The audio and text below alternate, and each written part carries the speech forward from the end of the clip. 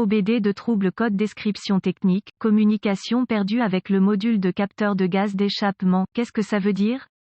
Il s'agit d'un code générique de diagnostic du système de communication qui s'applique à la plupart des marques et modèles de véhicules OBDII. Ce code signifie que le module de capteur de gaz d'échappement (EGSM) et les autres modules de commande du véhicule ne communiquent pas entre eux. Le circuit le plus souvent utilisé pour communiquer avec est connu sous le nom de communication de bus de réseau de zone de contrôleur, ou simplement bus CAN. Les modules communiquent entre eux via un réseau. Un peu comme le réseau que vous avez à la maison ou au travail, il existe plusieurs systèmes de réseau utilisés par les constructeurs automobiles. Avant 2004, les systèmes de communication de module à module les plus courants, pas tout compris, étaient l'interface de communication série ou SCI, bus SAEJ1850 ou PCI, et Chrysler Collision Detection, ou CCD. Le système le plus couramment utilisé après 2004 est connu sous le nom de communication par bus de réseau de zone de contrôleur, ou simplement bus CAN, était également utilisé avant 2004 sur un petit segment de véhicules. Sans ce bus CAN, les modules de commande ne peuvent pas échanger d'informations et votre outil d'analyse peut ou non être en mesure d'obtenir des informations du véhicule. Selon le circuit concerné, le module de capteur de gaz d'échappement (EGSM) est généralement situé sous le capot sur le puits d'aile ou sur la cloison. Il reçoit les entrées d'une variété de capteurs, certains câblés directement sur celui-ci, tandis que la plupart sont envoyés sur le système de communication par bus à partir du module de commande du groupe motopropulseur (PCM). Ces entrées permettent au module d'informer le PCM de la teneur en oxygène à l'intérieur de l'échappement pour permettre une combustion complète afin de réduire les émissions d'échappement. Les étapes de dépannage peuvent varier selon le fabricant, le type de système de communication, le nombre de fils et la couleur des fils dans le système de communication, gravité du code et symptômes. Dans ce cas, la gravité n'est pas grave, car le PCM a une stratégie de sauvegarde en cas de perte de communication avec EGSM. Les symptômes d'un code U011A peuvent inclure EGSM ne s'allume pas, ne fonctionne pas. Les causes, en règle générale, les causes de ce code à définir sont les suivantes: ouvert dans le bus CAN+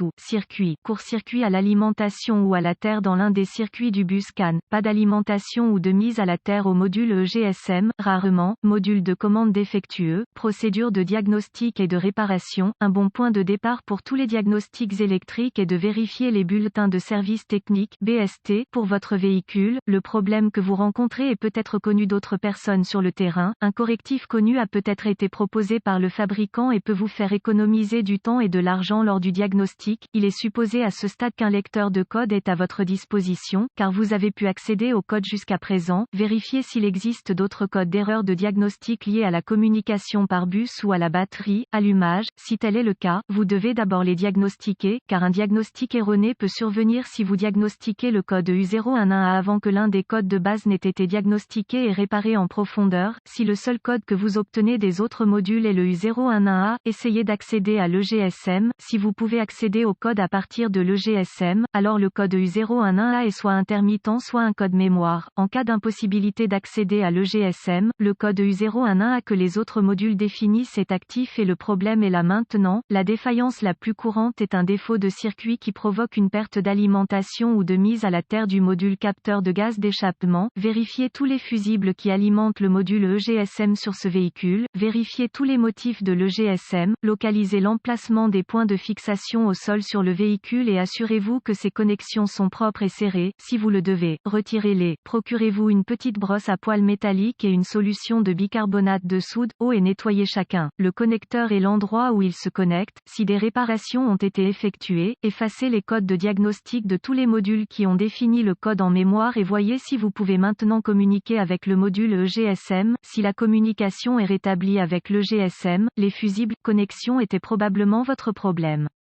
Si le code revient ou si la communication ne peut toujours pas être établie avec le module, localisez les connexions de communication du bus CAN sur votre véhicule, surtout le connecteur EGSM, qui est généralement situé sous le capot sur le puits d'aile ou sur la cloison. Débranchez le câble négatif de la batterie avant de débrancher le connecteur de l'EGSM. Une fois localisé, inspectez visuellement les connecteurs et le câblage, recherchez les éraflures, les frottements, les fils dénudés, les brûlures ou le plastique fondu. Séparez les connecteurs et inspectez soigneusement soigneusement les bornes, les parties métalliques, à l'intérieur des connecteurs, voyez s'ils ont l'air brûlés ou ont une teinte verte indiquant la corrosion, utilisez un nettoyant pour contacts électriques et une brosse à poils en plastique si le nettoyage des bornes est nécessaire, laissez sécher et appliquez de la graisse électrique là où les bornes entrent en contact, avant de reconnecter les connecteurs à l'EGSM, effectuez ces quelques vérifications de tension, vous devrez avoir accès à un voltomètre numérique DVOM, vérifiez que vous disposez de l'alimentation et de la terre à l'EGSM, accédez à un schéma de câblage et déterminez où les puissances principales et les terres entrent dans l'EGSM, rebranchez la batterie avant de continuer, l'EGSM étant toujours déconnecté, connectez le fil rouge de votre voltmètre à chaque alimentation B+,